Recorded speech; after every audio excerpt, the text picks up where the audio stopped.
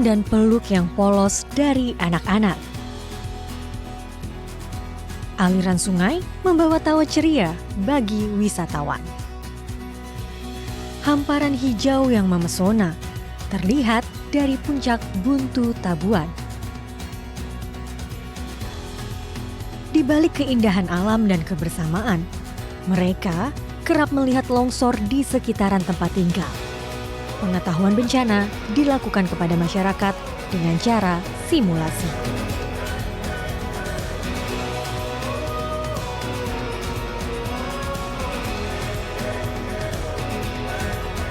Inilah perjalanan saya, Minanti Rohanta, di daerah terisolir Rampi dan daerah potensi wisata Rongkong.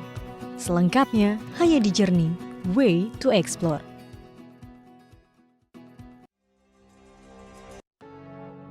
Menjelajahi sudut Sulawesi Selatan di Rongkong dan Rampi, dua kecamatan di Kabupaten Luwu Utara yang kerap terjadi bencana longsor. Sebelumnya, kami akan melihat potensi wisata dengan keindahan alam di balik lokasi bencana longsor. Trekking selama 30 menit kami lakukan untuk menuju puncak Buntu Tabuan. Dan inilah pemandangan puncak Buntu Tabuan dengan ketinggian sekitar 1.700 meter di atas permukaan laut.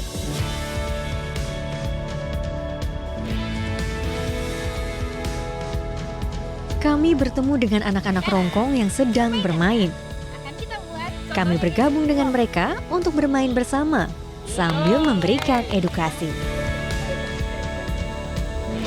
Setelah membahas mengenai bencana alam, kami akan menuju Kecamatan Rampi melalui jalur darat.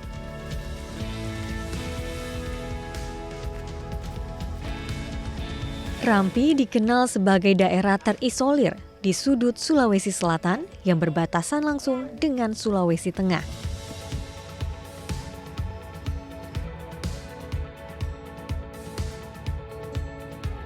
Kami akan ikut bersama AKBP Boy Samola yang ingin melihat titik longsor dan memberikan edukasi bencana alam kepada anak-anak Rampi.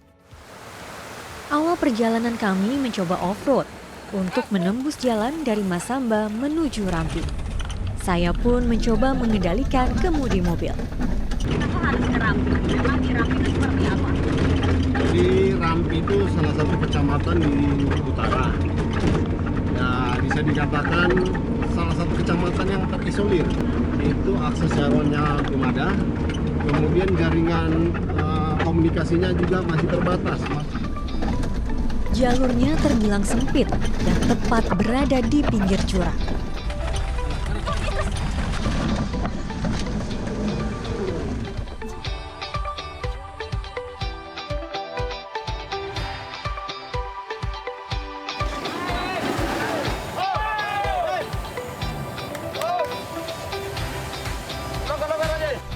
Jadi karena sudah terjatuh dan jalanannya sudah tidak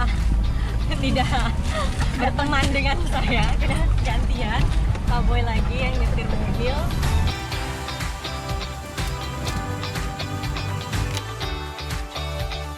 Selanjutnya, kami bertemu dengan tanah longsor. Setelah berhasil lewat, kami berpikir tidak akan melanjutkan perjalanan dengan menggunakan mobil dan memutuskan untuk bermalam di hutan. Setelah tadi kita melihat longsor dan mobil tidak bisa lewat, akhirnya kami memutuskan untuk bermalam di hutan, yaitu di bawah terpal dan juga di bawah tenda. Tapi besok subuh kami akan melanjutkan perjalanan dengan menggunakan motor trail dan juga ojek yang harganya cukup lumayan mahal, yaitu sekitar 1 juta.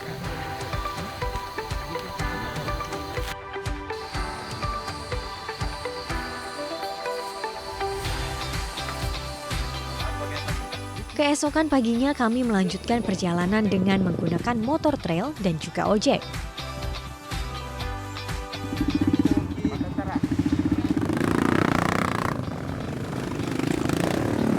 Selama perjalanan kami disuguhkan medan berbatu serta lumpur. Seringkali kami harus turun dari motor untuk berjalan karena kondisi motor yang sulit menanjak. Sepanjang 86 km perjalanan menuju Rampi, kami kerap bertemu longsor. Jadi bisa dibilang ini adalah jalur terberat untuk menuju Rampi, namanya La Pelila. Dengan total perjalanan selama 1 hari 1 malam, akhirnya kami sampai di Kecamatan Rampi dan singgah di Desa Leboni. Di Rampi, kami bersama dengan Kepolisian Luwu Utara akan melihat beberapa sekolah di daerah terisolir ini. Kami singgah di SD 109 Leboni. Kami berkumpul dengan siswa, mulai dari kelas 1 hingga kelas 6 SD. Mereka saat ini tidak sekolah karena tidak ada guru yang mengajar. Ibu, bapak ada gempa. Kami memberikan edukasi dengan cara bermain, mulai dari nilai-nilai Pancasila hingga bencana alam. Inilah aksi kecil dari volunteerism, yaitu berwisata jalur darat, melihat daerah terisolir, dan menjadi sukarelawan dalam rangka mendukung pendidikan di Kecamatan Rampi. Rampi, wilayah dengan luas sekitar 1.565 km persegi, dan jumlah penduduk 3.150 orang. Mereka memiliki berbagai harapan dalam segala bidang. Harapan saya itu agar masyarakat Rampi itu tetap aman, peningkatan ekonominya bisa meningkat. Usaha